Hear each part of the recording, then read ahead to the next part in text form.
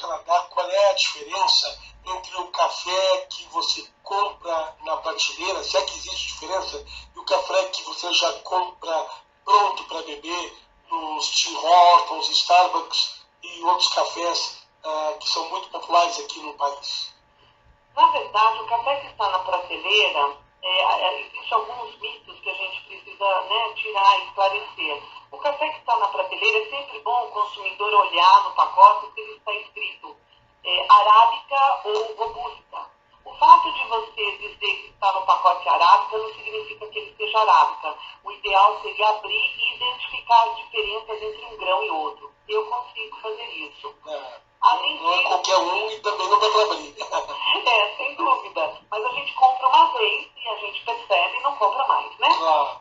Então, e também tem a questão de você sentir a fragrância. A fragrância é sempre no pó. O aroma, ele vem com a água. Então, existe uma diferença do café robusta, que também é chamado de conilon, e uma diferença do café arábica nos cheiros. Então, a gente aprende a identificar isso. Agora, esse café, ele tem que ter um padrão de empacotamento, ele tem que estar, se for em grão, ele tem que estar empacotado com uma válvula que permite o gás do grão sair e não entrar o ar para oxidar. Se for um café moído, ele deve estar empacotado a vácuo, porque não permite a ação do ar. O fato do ar estar presente, ele oxida aquele pó, aquele grão. Então, isso é muito importante verificar. Agora, com relação às cafeterias, elas compram em grande quantidade. No caso de Starbucks, no caso de Tim Hortons. E pode existir aquela mistura, aqueles blends, porque a gente não sabe, são eles próprios que torram, são eles próprios que colocam no mercado. Então, a gente não tem um controle, né? Mas o público responde em função ao consumo e também em relação ao preço. Essa é uma questão. O que eu gostaria de desmistificar para as pessoas é que muitos falam, café fresco é o café torrado na hora. Não é. É o café moído na hora. Porque o café torrado, ele precisa repousar. Ele precisa de, no mínimo, uma semana ou um pouquinho mais para ele emitir os gases. É por isso que dá aquele cheiro gostoso. E o café fresco é aquele que a gente moe na hora que a gente utiliza. Ele tem uma vida útil, vamos dizer, de uma semana. Então é o que eu faço na minha casa. Eu moo o meu grão vem do Brasil, é 100% brasileiro, empacotado no Brasil, torrado no Brasil. E aqui eu moo para servir para o meu cliente, para o meu amigo, para eu mesma tomar. E assim eu sei que eu tenho um café fresco. Se encontra moedores domésticos com facilidade aqui no Canadá? Como que? Se encontra moedores domésticos, como você tem na sua casa, com facilidade aqui no Canadá? Você não precisa ter tanta sofisticação. É importante ter um moinho. Eu tenho um moinho muito prático, porque eu faço as degustações e eu levo comigo sempre. Você tem um bom café, isso é importante, a máquina, mas tem detalhes que a gente reconhece para saber se está tudo perfeito. Não é somente o moinho, a máquina, mas você acha em Canadian Tire, você acha em Walmart, um moinho, você paga aí R$20, R$30, né? Desculpa, dólares. Eu estou voltando do Brasil agora, da colheita que eu estava lá com os produtores, em reais. Perfeito. Luiz Gisele Guimarães Fleury, como é que você decidiu, a partir dos pedidos dos amigos e por aí, trazer café para o Canadá? Você ter iniciativa de se envolver com isso?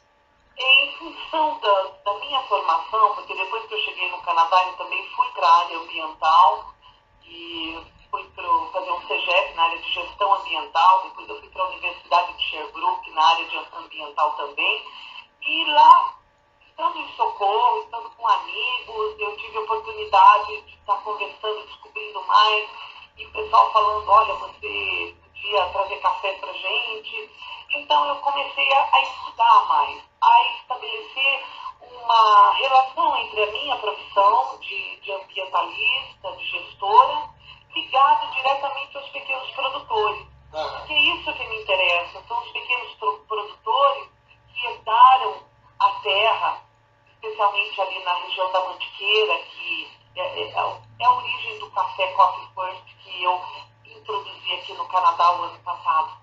Então, eles vêm dessa região microlote, com condições ambientais fantásticas, únicas, singulares.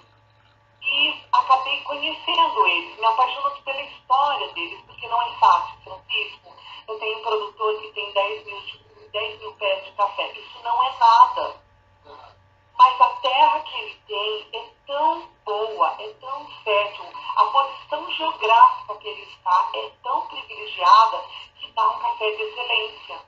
E eu falei, eu vou predispor a pegar esse café e levar para o Canadá e mostrar na qualidade para o mercado. Porque é o canadense que está ganhando com isso. São os brasileiros que estão ganhando também ter um produto de qualidade aqui.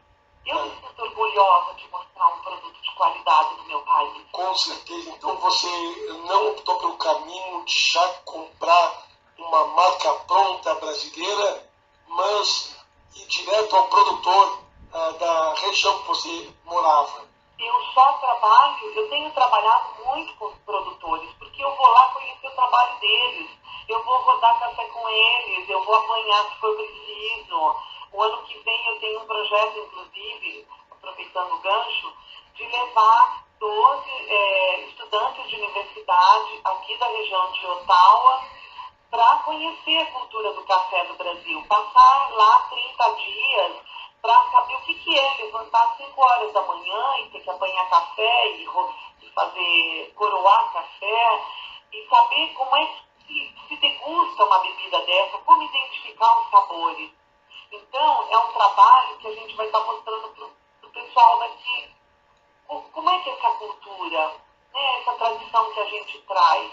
Então, eu estou lá com o cafeicultor para mostrar, para valorizar.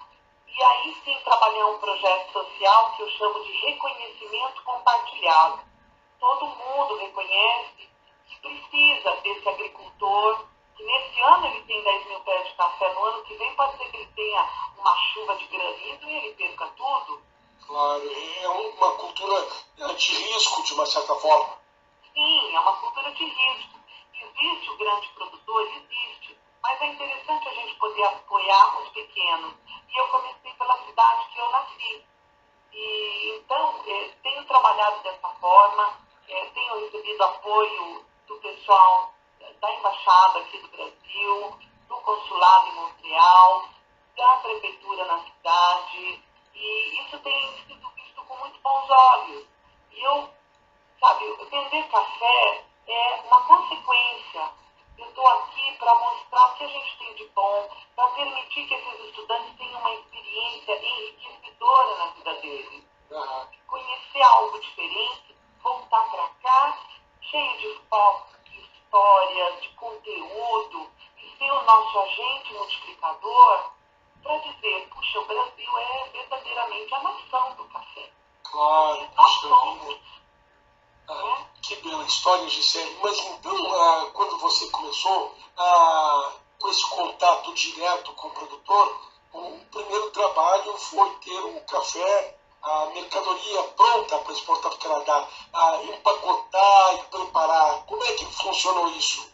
Tudo isso a gente desenvolve no Brasil e a gente vai buscando, eu acho que o trabalho lá ainda não é tanto, porque como eu tenho envolvimento com a área ambiental, então eu tenho esse apoio de estar verificando. Quando a gente recebe, o produtor, ele tem que fazer o seguinte: primeiro, o café ele não produz todo ano, ele produz a cada 2 anos. E você tem que cuidar dele. Você tem que ver a acidez do solo. Quando você tem esse café, ele tem que ser secado no terreiro para não fermentar o açúcar. O grão de café ele tem um açúcar. Depois, quando ele passa na máquina, depois de seco, ele perde 50% do volume dele, ou seja, tudo vira casca. E aquele grão de qualidade, você tem que ver se vai dar uma bebida boa. É aí que nós fazemos como? Você pega o café, você tem que preparar xícaras de degustação, você torra, você conta se tem defeitos ou não, você classifica o café para dizer se aquele café dá uma boa bebida. Então você imagina, Francisco, eu pego 60 sacas de café, eu furo todas elas, pego uma pequena amostra de cada uma delas, misturo e faço de 8 a 10 xícaras daquele mesmo café. Ali nós vamos degustar xícara por xícara para saber se o sabor é igual um ao outro. Porque nós podemos ter várias bebidas. Nós podemos ter uma bebida que eu chamo bebida dura, bebida mole, bebida estritamente mole, bebida somente mole. Eu posso ter um café rio, riado, riozona, que são os piores. E quando você testa esses cafés, por exemplo, eu testei ali, deu 7 xícaras de bebida mole. Nossa, esse café vai dar um preço excelente.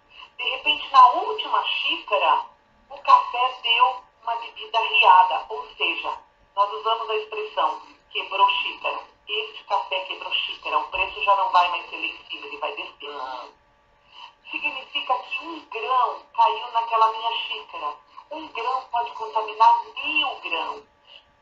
Você imagina? Realmente é complicado. E voltando à sua questão, depois dessa qualidade é que nós partimos para desenvolver a embalagem. Então eu queria ter uma embalagem que tivesse a cara do Brasil. Porque o café chega aqui, ele fica como? Ele é misturado com os outros. O café brasileiro é excelente para tirar acidez de outros. Então você pode compor um blend colombiano por conta do sabor, Costa Rica por conta do preço, mistura com o brasileiro porque tira a acidez do que está mais barato. E aí eu falei, a nossa identidade desaparece. Então o nosso pacote tem que ter uma identidade brasileira. A gente tem que colocar isso no mercado, as pessoas olharem e falar, opa, olha essa bandeira do Brasil, o que é isso do Brasil? De café. E aí a gente desenvolve tudo isso lá. Tudo é feito lá. E você teve a produção do café no Brasil.